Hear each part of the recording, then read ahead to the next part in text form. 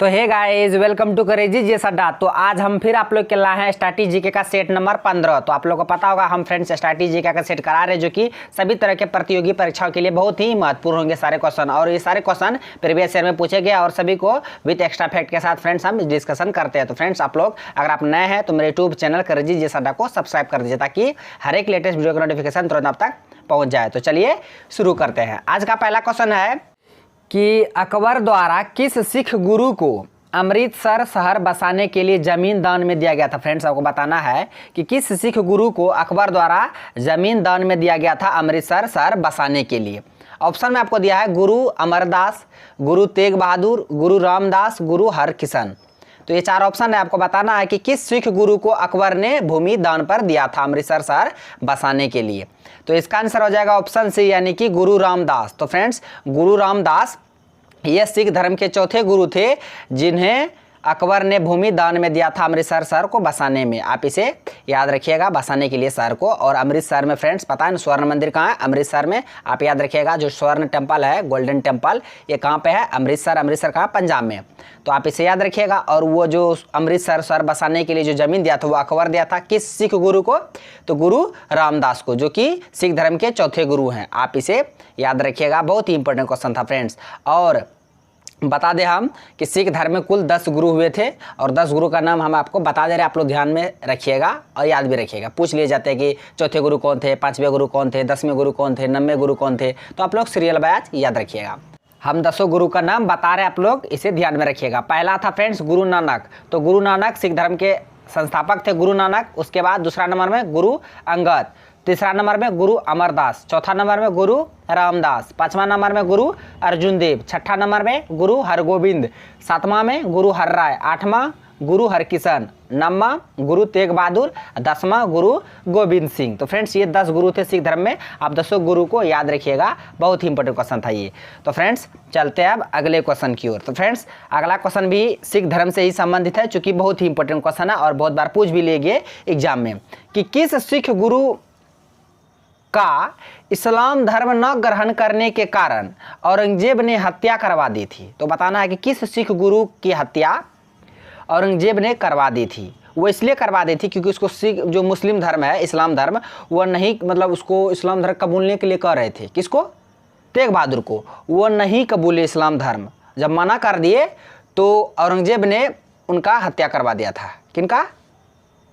आपको बताना है। ऑप्शन में आपको दिया हरगोविंद, गुरु गोविंद सिंह, तेग बहादुर, अर्जुन देव। तो ये 4 गुरु थे सिख धर्म के। बताना है कि किस गुरु की हत्या औरंगजेब ने करवा दिए थे। किस लिए करवाए थे? वो इस्लाम धर्म नहीं ग्रहण किए थे इसलिए। तो इसका आंसर हम बता दें, ऑप्शन सी हो जाएगा, तेग बहादुर। तो फ्रेंड्स ये तेग बहादुर की हत्या औरंगजेब ने करवा दी थी। अब क्वेश्चन इससे बनेगा कि तेग बहादुर किस नंबर के गुरु थे? सिख धर्म के 10 गुरु बता दिए थे ना, तो किस नंबर के गुरु हैं तेग बहादुर? ये क्वेश्चन बनेगा ना। तो 9वें नंबर के, यानी 9वां नंबर के गुरु थे कौन? तेग बहादुर। 9 नंबर के, 10 नंबर में तो गुरु गोविंद सिंह थे। तो 9 नंबर के गुरु थे कौन? तेग बहादुर, जिनकी हत्या औरंगजेब ने करवा दिए थे। इसके अलावा फ्रेंड्स एक और क्वेश्चन पूछता है, वो भी क्वेश्चन बहुत बार पूछ लिया गया है कि एक और गुरु का हत्या करवा दिया था। कौन करवाया था, किसको करवाया था, किस नंबर का था, उसको बता दे रहे हैं। तो जहांगीर, पता है ना आप लोग, मुगल शासक थे जहांगीर, औरंगजेब भी मुगल शासक थे। तो ये जहांगीर ने, क्वेश्चन पूछता है कि जहांगीर ने किस सिख गुरु की हत्या करवा दिए थे? तो जहांगीर ने हत्या करवा दिए थे अर्जुन देव की। किसको? तो अर्जुन देव का हत्या करवा दिए थे कौन? जहांगीर ने। फ्रेंड्स क्या बता, उसका इतना दर्दनाक मौत दिया था ना इसको। अब इसको सुनिएगा ना एक बार, बता दे रहे क्यों आखिर उसको मरवा दिया था। क्योंकि उसका उसमें लोकप्रियता बहुत अधिक था। किसका? गुरु अर्जुन देव का बहुत ही लोकप्रियता अधिक था, जिससे उसको मतलब अच्छा नहीं लग रहा था, उसको हजम नहीं हो रहा था जहांगीर को। तो क्या किया कि 1606 ईस्वी में उतना भीषण गर्मी था लाहौर में, इतना गर्मी का मौसम था। वो यासा व सियासत कानून के तहत, यासा व सियासत कानून के तहत लोहे का जो तावा होता, गर्म तावा समझते हैं, लोहे का तावा, उसी पर बिठाकर उसको शहीद करवा दिया था। अब सोचिए इतना मतलब कितना दर्दनाक मौत उसको दिया था। आप सोच सकते हैं कि गर्मी के मौसम में गर्म तावा पर बैठाकर उसका मतलब शहीद करवा दिया था। आप सोच सकते हैं। तो आपका दिमाग में ख्याल आता होगा यासा वो सियासत, क्वेश्चन बनता होगा यासा वो सियासत कानून क्या है? तो फ्रेंड्स इसके अनुसार किसी भी व्यक्ति का जो रक्त होता है, खून होता है, ब्लड होता है, वो धरती पर गिराए भी ना, धरती पर उसका एक भी कतरा खून नहीं गिरना चाहिए। और उसे यातनाएं देकर शहीद करवा दिया जाता था। ये सियासत यासा वो सियासत के अनुसार ऐसे ही उसको शहीद करवा दिए थे। किसको? गुरु अर्जुन देव को गर्म ताबा पर बिठाकर गर्मी के मौसम में एक ब्लड का कतरा भी जमीन पर ना गिरे, ऐसा मौत दिया था उसको। आप सोच सकते कितना भयंकर मौत था। बाओ, हम लोग तो सोच के मेरा डर लगता है। तो अब याद रखिएगा कि वो 2 सिख गुरु थे जिनको मुगल शासक ने मरवा दिए थे। जहांगीर ने मरवाए थे अर्जुन देव को, 5वें नंबर के गुरु थे, और औरंगजेब ने मरवाए थे तेग बहादुर को, वो 90 नंबर के गुरु थे। तो आप दोनों को याद रखिए सिख धर्म से। अब बहुत ही इंपॉर्टेंट क्वेश्चन था। हम 10 गुरु के बारे में बता दिए और किस गुरु को मुगल वंश के किस शासक ने मरवाए थे हम उसे भी बता दिए, किस नंबर के थे उसे भी बता दिए। आप सभी क्वेश्चन को याद रखिएगा, बहुत ही इंपॉर्टेंट क्वेश्चन था ये हिस्ट्री से। तो चलते हैं अब अगले क्वेश्चन की ओर। क्वेश्चन है कि लॉर्ड कार्नवालिस का नाम जुड़ा हुआ है, तो बताना है कि लॉर्ड कार्नवालिस का नाम किससे जुड़ा हुआ है। ऑप्शन में आपको दिया द्विज शासन से, मराठा युद्ध से, सहायक संधि की प्रथा से, अस्थाई बंदोबस्त से। तो ये 4 ऑप्शन है, आपको बताना है कि लॉर्ड कार्नवालिस किससे जुड़े हुए थे। तो इसका आंसर हो जाएगा ऑप्शन डी, यानी कि अस्थाई बंदोबस्त से, परमानेंट सेटलमेंट से, अस्थाई बंदोबस्त से लॉर्ड कार्नवालिस जुड़े हुए थे। और अस्थाई बंदोबस्त को लागू किए थे 1793 ईस्वी में। कौन? Lord Cornwallis. याद रखिएगा, बिहार, बंगाल, उड़ीसा, उत्तरी कर्नाटक, बनारस, ये सब क्षेत्र में अस्थाई बंदोबस्त को लागू किए थे। कौन? Lord Cornwallis. कब किए थे? 1793 ईस्वी में किए थे। आप इसे याद रखिएगा। और भूमि के कुल भूमि के 19% भाग पर। और इसके अलावे होता है रैयतवाड़ी, महलवाड़ी, उससे भी बता देते हैं कब स्थापना किए थे, कौन लागू किए थे, कब किए थे, कहाँ किए थे, हम सभी उसको भी बारे में बता दे रहे हैं। अस्थाई बंदोबस्त के बारे में बता दिए।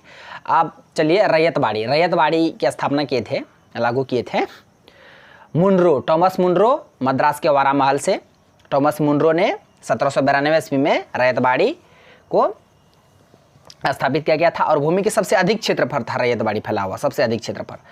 और महलवाड़ी उसको भी बता दे रहे हैं, उसका जो लागू किया गया था, उसको स्थापना किया गया था महलवाड़ी व्यवस्था का 1819 में। क्या था? किसके द्वारा? हॉल्ट मैकेंजी के द्वारा महलवाड़ी व्यवस्था को लागू किया गया था। आप इसे याद रखिएगा। महलवाड़ी का अर्थ होता है पूरे गांव के द्वारा करों की वसूली किया जाता था। तो आप इसे याद रखिएगा, बहुत ही इंपॉर्टेंट क्वेश्चन था ये भी।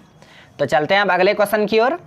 क्वेश्चन है कि एक अज्ञात भारतीय की आत्मकथा, यानी कि autobiography of an unknown Indian, किसने लिखी थी, यानी किसने लिखा था। ये पुस्तक है एक अज्ञात भारतीय की आत्मकथा, autobiography of an unknown India के लेखक कौन थे, आपको ये बताना है।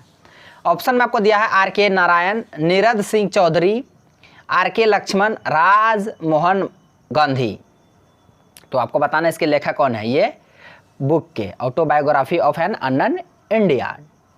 तो इसके लेखक थे नीरद सिंह चौधरी। इसका आंसर ऑप्शन बी हो जाएगा, नीरद सिंह चौधरी इसके लेखक थे। एक अज्ञात भारतीय की आत्मकथा नीरद सिंह चौधरी ने लिखा था। आप इसे याद रखिएगा। नीरद सिंह चौधरी का एक बहुत ही फेमस पुस्तक है ए पैसेज टू इंग्लैंड। बहुत बार पूछा एग्जाम में, 2 क्वेश्चन इससे पूछता है कि ए पैसेज टू इंग्लैंड के लेखक कौन है, ए पैसेज टू इंडिया के लेखक कौन है। तो फ्रेंड्स हम बता दें दोनों को, ए पैसेज टू इंग्लैंड के लेखक तो नीरद सिंह चौधरी थे, लेकिन ए पैसेज टू इंडिया पूछेगा तो आपका हो जाएगा E.M. Forster. E.M. Forster a passage to India के लेखक है। आप इसे याद रखिएगा, कंफ्यूज मत होइएगा। ए पैसेज टू इंग्लैंड के लेखक नीरद सिंह चौधरी, यानी Nirad Chandra Chaudhuri. A passage to India के लेखक है E.M. फोस्टर। दोनों को आप याद रखिएगा। तो चलते हैं अब अगले क्वेश्चन की ओर। क्वेश्चन है कि किसी पिंड का भार अधिकतम कहाँ होता है, कहाँ होगा, किसी भी पिंड का भार अधिकतम कहाँ होगा, आपको ये बताना है। ऑप्शन आपको दिया विषुवत रेखा पर, ध्रुव पर, सभी जगह समान होगा, इनमें से कोई नहीं। तो फ्रेंड्स इसका आंसर बता दे, ऑप्शन बी हो जाएगा, नहीं ध्रुव पर। तो ध्रुव पर किसी भी पिंड का भार अधिकतम होगा। वो इसलिए कि फ्रेंड्स क्योंकि देखिए किसी भी पिंड का भार जो है ना फ्रेंड्स, पृथ्वी के गुरुत्वाकर्षण के कारण ही होता है। जहां पर पृथ्वी का गुरुत्वाकर्षण अधिक होगा वहां पर पिंड का भार भी अधिक होगा। तो इसलिए आप याद रखिएगा। और कोई भी पिंड अगर भूमध्य रेखा से अगर ध्रुव पर ले जाया जाता है, भूमध्य रेखा से ध्रुव की ओर ले जाया जाएगा, तो वो वहाँ पे भूमध्य रेखा से ध्रुव की ओर जाने पर गुरुत्वाकर्षण बढ़ता है, और गुरुत्वाकर्षण के बढ़ने से पिंड का जो भार होता है वो भी बढ़ेगा। तो इसलिए आप याद रखिएगा किसी भी पिंड का भार सबसे अधिक कहाँ होता है, ध्रुव पर। और किसी भी पिंड का भार शून्य कहाँ पे होता है, पृथ्वी के केंद्र पर। सबसे अधिक ध्रुव पर, शून्य कहाँ होता है, केंद्र पर। आप दोनों को याद रखिएगा। बहुत बार क्वेश्चन पूछ लिया जाता है कि किसी भी पिंड का भार ध्रुव के मुकाबले जो या भूमध्य रेखा के मुकाबले ध्रुव पर क्या होगा, कम होगा, बराबर होगा। तो आप याद रखिएगा कि किसी भी पिंड का भार भूमध्य रेखा की तुलना में ध्रुव पर अधिक होगा। और उससे कम होगा कहाँ, भूमध्य रेखा पर, और शून्य पृथ्वी के केंद्र पर। तो अब तीनों बातों को याद रखिएगा, बहुत ही इंपॉर्टेंट क्वेश्चन ये था। तो चलते हैं अब अगले क्वेश्चन की ओर। क्वेश्चन है कि भारत सेवक समाज की स्थापना किसने की? भारत सेवक समाज यानी कि servants of India society, servant of India society, Bharat सेवक समाज की स्थापना किसने किया था? ऑप्शन में आपको दिया चित्तरंजन दास, बाल गंगाधर तिलक, लाला हरदयाल, अब गोपाल कृष्ण गोखले। तो फ्रेंड्स इसका आंसर हो जाएगा ऑप्शन डी, यानी कि गोपाल कृष्ण गोखले ने भारत सेवक समाज यानी कि सर्वेंट्स ऑफ इंडिया सोसाइटी की स्थापना किए थे। वो इस उद्देश्य से किए थे ताकि भारतीयों की सेवा के लिए एक प्रचारक के रूप में इसका काम करना होता था, और इसका स्थापना गोपाल कृष्ण गोखले ने किए थे। और क्वेश्चन बहुत बार पूछ लिए गए हैं कि महात्मा गांधी जी के राजनीतिक गुरु कौन थे? तो गोपाल कृष्ण गोखले, यानी गोपाल कृष्ण गोखले राजनीतिक गुरु थे, और आध्यात्मिक गुरु थे लियो टॉलस्टॉय। आध्यात्मिक गुरु लियो टॉलस्टॉय, राजनीतिक गुरु गोपाल कृष्ण गोखले, और गोपाल कृष्ण गोखले के द्वारा लिखा गया था, यही स्थापना किया गया था भारत सेवक समाज का। तो आप सभी बातों को इससे रिलेटेड याद रखिएगा, ये भी क्वेश्चन बहुत ही इंपॉर्टेंट क्वेश्चन था। तो चलते हैं अब अगले क्वेश्चन की ओर। क्वेश्चन है कि थीन बांध, ये डैम से क्वेश्चन है फ्रेंड्स, कि थीन बांध, थीन डैम निम्नलिखित नदी पर स्थित है। किस नदी पर थीन डैम है? ऑप्शन आपको दिया है सतलज नदी, भागीरथी नदी, रावी नदी, उसके बाद व्यास नदी।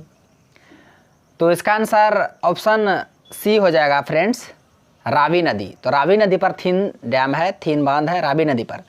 सतलज नदी पर भाखड़ा नंगल बांध, भागीरथी नदी पर टिहरी बांध, उसके बाद क्या था, व्यास नदी पर पोंग बांध। तो ये सभी को आप याद रखिएगा, डैम से बहुत ही इंपॉर्टेंट क्वेश्चन था ये। तो चलते हैं अब अगले क्वेश्चन की ओर। क्वेश्चन है कि निम्नलिखित में कौन सी नदी विंध्य और सतपुड़ा पर्वत श्रृंखला के मध्य से गुजरती है? तो बताना है आपको कि विंध्य और सतपुड़ा पर्वत जो श्रेणी है, श्रृंखला है, वो दोनों के बीच में गुजरती है, वो दोनों के मध्य से होकर कौन सी नदी गुजरती है, यानी कि बहती है। ऑप्शन आपको दिया है नर्मदा, ताप्ती, गंडक, गोदावरी। तो ये 4 नदी दी है। अब बताना है कौन सी नदी विंध्य और सतपुड़ा पर्वत श्रृंखला के बीच होकर गुजरती है। तो इसका आंसर हो जाएगा ऑप्शन ए, यानी कि नर्मदा। तो नर्मदा नदी ये विंध्य और सतपुड़ा पर्वत के बीच से होकर गुजरती है, मध्य से होकर गुजरती है, आप इसे याद रखिएगा। और नर्मदा नदी का जो उद्गम स्थल है ये अमरकंटक की पहाड़ियाँ से निकलती है। नर्मदा नदी कहाँ से? अमरकंटक की पहाड़ियाँ से। नर्मदा नदी और सोन नदी ये दोनों मध्य प्रदेश के अमरकंटक की पहाड़ी से निकलती है, आप इसे भी याद रखिएगा।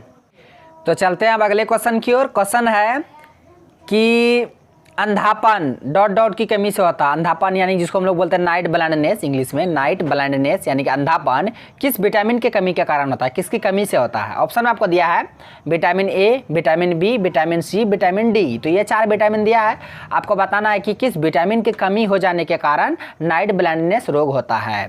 तो इसका आंसर ऑप्शन ए हो जाएगा विटामिन ए। तो विटामिन ए की कमी से अंधापन होता है, और जिसको हम लोग रतौंधी बोलते हैं, रतौंधी। और विटामिन बी की कमी से बेरी, सी की कमी से स्कर्वी, डी की कमी से रिकेट्स। तो यह चारों को आप याद रखिएगा, बहुत ही इंपॉर्टेंट क्वेश्चन था ये।